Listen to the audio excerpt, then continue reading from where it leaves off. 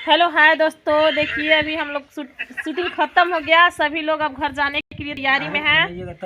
तो दोस्तों हम लोग का शूटिंग खत्म हो गया है, जो कि हम लोग अभी चाय पी रहे थे और जाने के लिए सोच रहे हैं। तो इधर से देख लीजिए, भाभी अपना भी मुंह दिखाई है। तो कैसा लगा है शूटिंग करने के बाद? हमको तो बहुत अच्छा लग रहा है।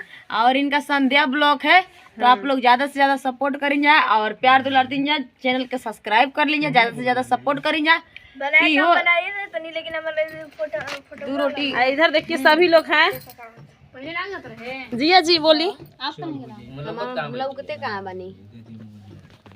अरे बाप रे बाप। हेलो हाय, तो आप लोग देख सकते हैं हम लोग क्या कर रहे हैं, यहाँ पे शूटिंग कर रहे हैं, बैठे हैं और क्या कर रहे हैं। तो शूटिंग खत्म हो गया। इनकर एथी नहीं के हो, कैमरा दे ले बनू, लेकिन देखो देखो वहीं रह जाता। फोटो फोटो नहीं खींचा, पीछे नहीं के हो, देखा वीडियो चालू बा। अब फोटो खींचा तो क्या करबू तू?